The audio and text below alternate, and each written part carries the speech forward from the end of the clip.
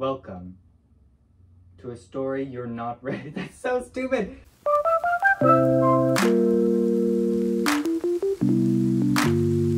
Welcome to the story of this Halloween many years ago. Our main characters, the 12 girls of Luna, who watch upon us in the dark behind me. What exactly happened on this day, you ask? Wait, what the hell did I call it? Hold on.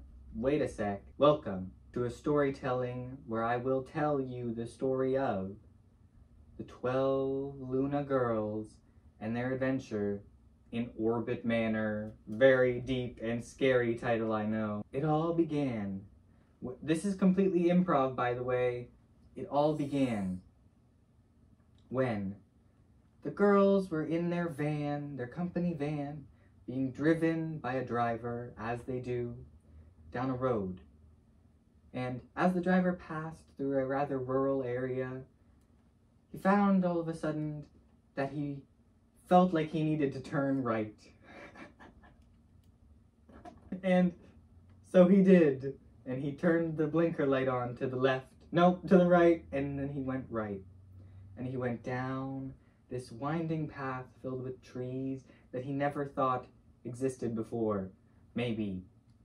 And then he went all the way down to the very end of the street, and at the very end sat two homes. One large, decrepit mansion, caked in vines and leaves, and one vacation home up the cliff on the left. That was also small.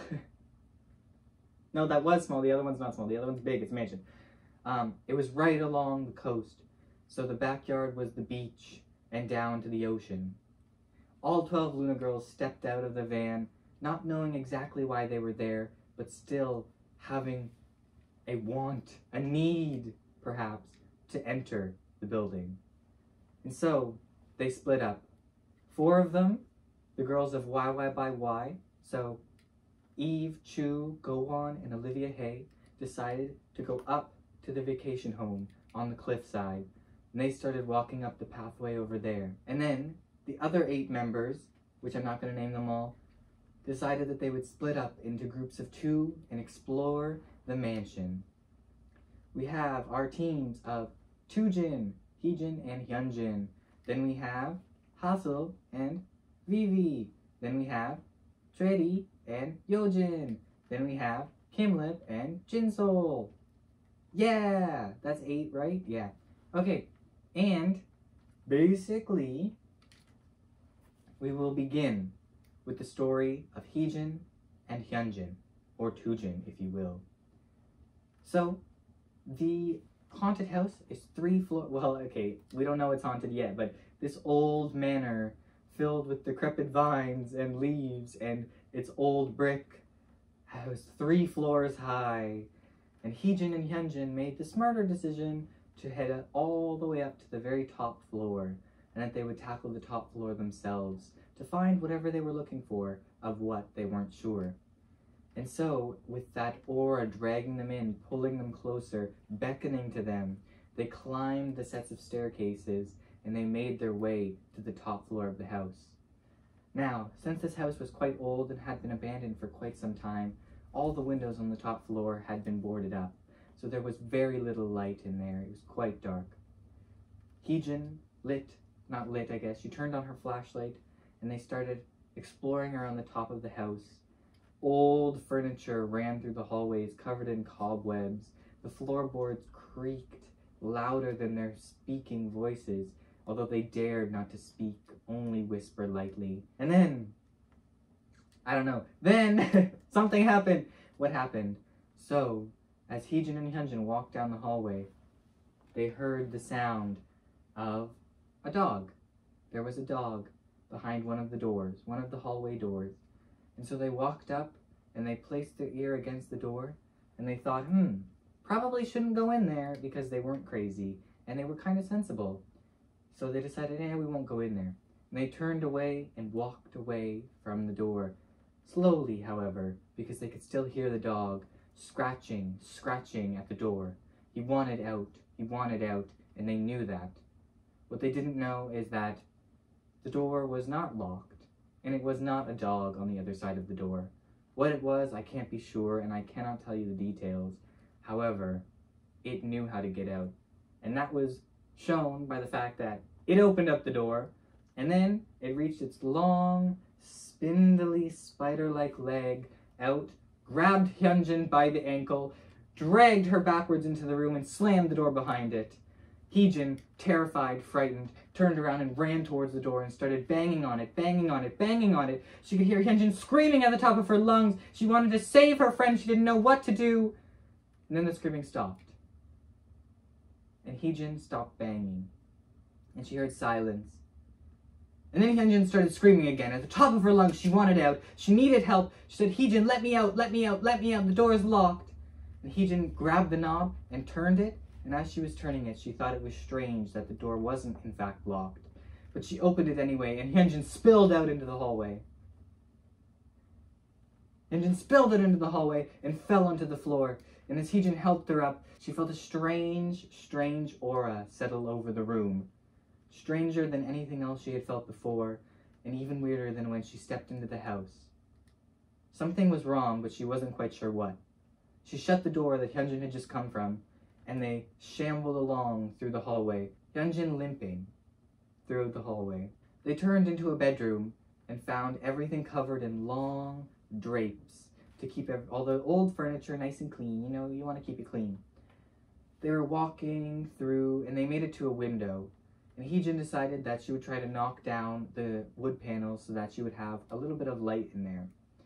And so she took her flashlight, which maybe wasn't the best decision, and she started banging on the edge of the wood, and luckily, since it was quite old wood, it shattered very easily, and she broke one of the windows open. Now that there was some light in the bedroom, they decided to look around a little bit more, and rummage through some stuff to see if they could find what was drawing them to this house so deeply.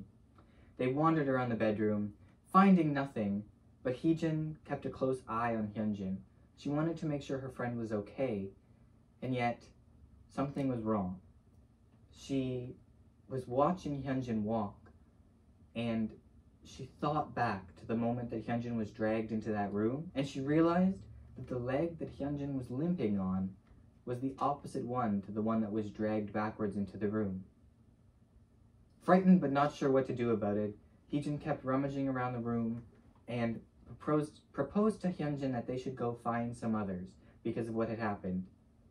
Hyunjin said that she thought it was fine and that they were probably busy doing something else in the house. It was a big house after all.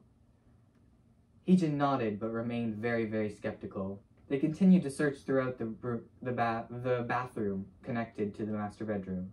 Heejin turned on Hyunjin suddenly and asked her if everything was okay and what happened in that room. Hyunjin said that it was okay. She had just fallen backwards and the door had shut because of the wind. The door had locked on her and she couldn't get it open. Heejin asked why she had stopped screaming. Hyunjin's smile twisted and contorted into, like the Grinch. The Grinch, when he's like, ooh, big smile. It was very creepy. Heejin was scared. Heejin was scared. No, the hair stood up on Skin's arms. The hair stood up on Heejin's arms, and she backed away, arm on the counter. Hyunjin approached her slowly, and as if without no other thought to it, her ribcage erupted into 8 spindly legs, and Hyunjin fell backwards, limp, held up by spider legs, suspended from her ribcage. And she walked up to Heejin and made Heejin join her in her eternal doom or something, I don't know. Cut to the next people. Let's go. Who's next? Let's do Why by Why. Why by Why were up at their wonderful little vacation house. They had climbed the area and they found that it had a basement, a main floor, a top floor, and there was some stuff around the back by the edge of the cliff. So they decided that Olivia Hay would check around the outside, Chu would do the basement, Go-On would do the main floor, and Eve would do the top floor. So, like in any good horror story, they all split up and, went about their own ways and just vibed. We'll start off with Miss Olivia Hay, who we lost too soon. Spoiler alert. So, Olivia Hay decided that she would check around the side of the house. And she felt something drawing her to the cliff's edge, like maybe if she looked over, she would find the answers to the questions that she was asking about. She kept getting closer and closer and closer to the edge, and before she knew it, she could feel herself falling. Now we move on to Jinsol and Kim Lip, who were tasked with exploring the beach side and next to the cliff. They climbed down the small hill towards the beach, and they walked towards the ocean side. The waves were massive, strong. Tsunami! No, that's so dumb. The waves were strong, angry, and brutal. The sky was dark. A storm was on its way, or perhaps already upon them. The waves were so loud, Kim Lip and Jinsol couldn't even hear each other when they talked. They had to yell over the waves. And as they approached the cliffside, they looked up and saw Olivia Hay, and she seemed to be waving to them very sweetly. And perhaps it was just the wind, perhaps it was a trick of the mind, or the clouds shaped in a way, but Kim Lip and Jinsol could swear to you that they saw a dark figure behind Olivia Hay right before she fell. And as Olivia Hay fell and her hair flew into her face, she could swear that she too saw a dark figure standing on the edge. But perhaps it was just the strands of hair whipping past her face as she fell 40 feet towards the rocks at the bottom of the cliff. Kim Lip and Jinsol watched in horror, but too afraid to scream, the wind silencing them as it blew into their faces, and Olivia Hay fell and fell and fell. Before she reached the bottom, out of a cave at the very bottom of the cliff came a long, spindly spider leg, up, up, up, pierced her as she fell, and dragged her down into the cave as deep as it could go. Kim Lip and Jinsol, horrified, ran after her, wondering what had come about her, and if they should even be following her. And yet they found something enticing them, asking them to join Olivia Hay. Maybe they would find what they were looking for at the bottom of that cave. So they wandered in, and they were never seen again, unfortunately, at least alive. Now, let's move back on to Eve, Chu, and Go On. Chu made the smart decision of going into the basement, and in the basement, she found what you'd ever want to find in a basement, which was a long, tall man. And he was terrifying, and he had long arms the size of his shoulder to his legs, and he was 8 feet tall, and his arms did not end in hands, but long points. His feet were big elf feet with like the curl and everything in them, and his head was way too big, like a balloon shape, kind of like me right now. And as she walked down, this man was sitting in a chair facing away from her, and for some reason she decided to approach. She tapped the man on the shoulder and asked him what was happening, and he turned around and, like one of the imposters from among us, shot his tongue out from his mouth and pierced her skull. And Chu, unfortunately, joined the dead. And she too, slowly laying on the ground, grew spider legs from her chest. And that's a shame. Now we have Eve and Go On, and they were just vibing. Honestly, the top floor was pretty cool of that house. The top floor had like an indoor pool, which was over the garage, which doesn't make sense, but that's what happened. I'm telling you because this is my story. And it was totally neat. And Eve was like, you know, why don't I just go for a swim? So she jumped in, clothes and all, and she was just vibing, having the time of her life. And then all of a sudden, the pool started to close, and then, you know, she got out. Surprisingly, she did get out, but she knew that something was wrong because somebody or something had tried to close the pool on her. So she walked through the shower area, and she heard a drip, drip, drip, drip, drip, drip, drip, drip. What was wrong, she wasn't quite sure, but she knew that something was, which is usually how it goes. She found in one stall there was a small girl, just chilling, in a towel, just vibing there, and the water was slowly dripping onto her forehead, one droplet at a time. Drip, drip, drip. Eve walked up to her and asked her if everything was okay, and she started sobbing uncontrollably, and Eve tried to go to her and pick her up, and the girl stood and held onto Eve's hand, and Eve led her away from the pool in the shower area and started bringing her down the stairs. Yet as Eve walked down the stairs, the girl grabbed onto Eve's legs, both of them at the same time, and Eve tripped and fell down the flight of like 14 or something stairs. It's a very specific number. As she hit the bottom, the girl seemed to melt, mold, creak, and crack into something different.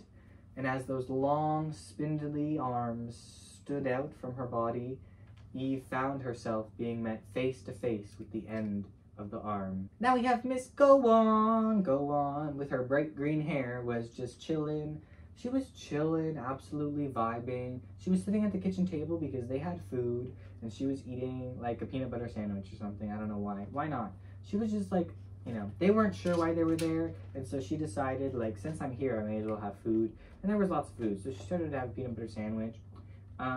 And then, you know, like, she was just chilling there, and then all of a sudden from the basement, Chu comes up walking funny, and Eve comes from the stairs walking funny, and they come over, and then they smother her to death, and she's dead too. Sorry, Go On. And of course, as she's dying, both Eve and Chu erupt into their spider forms and stab her, just so you know, you get that little extra bit, and she becomes a spider as well. Woohoo! So now, all of YY are spiders. Kimlip and Jinsol are also spiders, but they're just chilling down in the cave right now. We don't have to worry about them. Heejin and Hyunjin are also spiders. Now we will move on to Hustle and Vivi.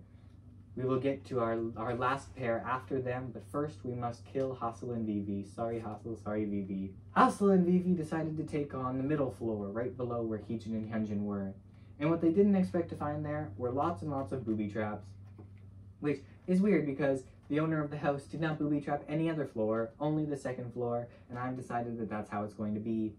So, as they walked throughout there, all of a sudden, Vivi accidentally hit a wire on the floor, and then a big old axe came and swung and took her out. Goodbye, Vivi. I am so sorry you had to go out that way. It was right in the middle. And then, Heejin and Hyunjin came down the stairs in their spider forms already. You know, the monsters, they weren't messing around this time around. They didn't really care. They were like, you know, we're just going to let you know what's going on. So like Heejin and Hyunjin were like hanging from the spider legs as they erupted from their chests and scuttled along the floor towards Hustle and now dead Vivi. One of the monsters stopped to stab Vivi once, and after she stabbed Vivi, the legs erupted from Vivi as well. And then Hustle started running. She started running for her life through the upstairs of the house from these monsters that were chasing her. She found herself in a grand hall area that was very big and massive, and she ran right down the center of it because why not? And as all three of them followed her, two on the ground and one on the wall, scuttling along, she realized that there was nowhere to go at the end of this hallway except for a window. And so she ran, and jumped, and smashed right through the window, and fell 2 stories, I guess, to the floor, and splattered on the ground. And the monsters followed and jumped after her, and stab, and then she was also a spider monster. Now, we have our very last girls, Yeojin and Cheri. Now, what happened to them, you ask? Well, they kind of heard what was going on because, you know, all those times that people were getting stabbed, they were kind of screaming and yelling at the top of their lungs, and that was kind of terrifying. So then they decided to, like, hide in cupboards and stuff. So, as the spiders came in, maintaining slight memories of the girls that they are now encapsulating, they realized that there were still 2 of them left in the house somewhere. And so, all 10 of the spiders came back into the house, the main house. The 3 scuttled up from the cave, the other 3 scuttled down from the vacation house, and the 4 inside the house scuttled down to the main floor. And they all, wait, who went in the basement? Wait. Hold on, am I doing my math bad? 3 in the cave, 3 in the house up there, 4 in there. No, okay, we're fine. There are 2 more in the house, which is Cheri and Yeojin. Okay, they're hiding in cupboards, and all 10 of the spiders are climbing around. Did I really kill off 10 people already? Okay, anyway, Jody and Yeoljin were hiding in the cupboards, and yet they could hear the spiders smelling, sniffing, scratching at every surface they could. They knew that the girls were there somewhere. All they had to do was find them. And so, when Yeoljin and Chedi felt that they were mostly alone, they made a break for it. They slammed open the cupboards, and they sprinted for the back door. They ran outside, and they turned around only for a second to see all 10 spiders at Mach speed, sprinting towards them, scuttling as fast as they could, with their friends hanging from their long, long legs, suspended in a state of death yet life at the same time. Yeoljin and Chedi ran outside as they were, which they were already outside, Travis, and they found around the side of the house a long, tall ladder that went all the way up to the roof. They decided, why not? Let's climb that. Maybe they can't climb that, even though they're spiders. So Yeoljin and Chedi climbed up the ladder. Yeoljin went first, Chedi right behind her. And as they were climbing, the spiders too started climbing the edge of the mansion. And just as Yeoljin was about to reach the top, she looked back at Chedi, and a long, spindly leg flew upwards and stabbed her right through the stomach. And as Chedi fell backwards off the ladder, she too sprouted the spider legs from her chest and grabbed onto the side of the wall. Now closer than ever to her, Yeoljin ran up the ladder, I guess. She climbed up very, very quickly, and she got to the roof, ran along it, and found that all 12 of the spiders had surrounded her on like all sides of the roof. She was now in the center of this old, decrepit mansion's roof with 12 big old monster spider beasts on it as well. And as they approached her slowly, she realized there was nothing she could do, and so she simply sat down. She sat down, and all 11 of the spiders approached her slowly, cautiously, like they felt that something was wrong. Why wasn't she running? Why wasn't she afraid even? And so as they approached her, they got closer and closer, and the roof creaked and creaked, and the house bent and shattered. As all 11 of them reached Yeoljin and started to stab her, the roof collapsed. And so did the 3rd floor, 2nd floor, and 1st floor, and all 12 of the girls, spider form or not, fell straight to the bottom of the basement. And with them, the rest of the house came too, trapping them eternally, never to be seen again. The end. That was the worst horror story I've ever done. I hope you all enjoyed it. That's literally it. That's this video. So if you didn't enjoy that, I'm glad you stuck around for the whole time. I guess I'll like show off my costume a little bit if you guys want, so that there's a little bit more reason to be here. Okay, we'll do it like this. So I have like it's not off center. Don't even tell me that. So we have the orbit button. We have the LOONA logo. We have the little strap, and then we have the wristband here. And then at the top, I'll give you a little bit of a closer view. So we have the moon at the top. We have this little circle, which totally isn't that big. We have like the crown shape. I know that there are supposed to be circles on this, but I didn't put them there because y'all have no idea how long this took me to make, and it's still so messy. We're not going to talk about how messy it is. And then we have all of their shape at the bottom. Totally ignore the fact that Yeoljin is completely lopsided. So we have Heejin, Hyunjin, Hasil, Yeoljin, Vivi, Kimlet, Jinso. I'll turn it on this way now. That's triangle. Chedi, I think.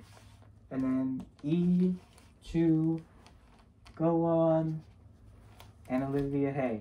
Yay! So those are all the LOONA girls, and their respective shapes and stuff. And here's like, that's my costume, bro. It turns colors. Hold on. Where's the remote? Now, I couldn't get a light that turns all the colors I need, so some of them are like reused, and some of them are not really what it is. So like, see this color on the bottom? You'd think that this, where my pinky is, would be pink, right? No, but that's Heejin's color, so we'll do it first, okay? So we have Heejin, pink, and then we have Hyunjin, yellow, and then Hasil, green, Hasil, green, and then we have Yeoljin, orange. Then we have Vivi, pink, which is the same pink, purple as Heejin. And then we have Kimlet and then we have Jinzol, and then we have Jetty, and then we have Eve, which is the same red as Kinlip, and then we have Chu, and then we have Go-On, and then I just use this one for Livy Hay because there's no gray. Yeah! And then we can do, let's try the strobe. Oh god, the remote is really not that good. Woo, strobe! Woohoo! Okay, yeah, so like, that's my costume. I hope you all enjoy it because it actually took me like 5 days to do, or 4 days to do. I started on the 27, 28, 29, 37. It took me like 4 days to do, I think, like straight of working on it. It's not perfect at all. It's actually really messy and not that good, but we're gonna pretend like it is good. Yay! Thanks for watching. And if you all enjoyed this video and terrible story, which I don't even know if I'm gonna put up, yeah, make sure to leave a like, comment, and subscribe down below. And I will see you all in the next video. Peace out, y'all. Bye-bye. Before the end of the video, I just wanted to ask if you could please check out the link at the top of the description. It leads to a card that I made, which contains a bunch of links to other cards that other people have made that deal with various issues that are happening right now in the world. By taking the time to educate ourselves, we can truly create a better world. And if you look into these cards, you'll find so much information about so many injustices that are happening around the world and exactly how you can help, including donations, petitions, and other general education. Making sure that we are all educated and up to date on what is happening in the world can truly, truly change how these things play out. We all have a part in this, and staying silent is no longer an option. So educate yourself, work together, and let's create a better world. Thanks.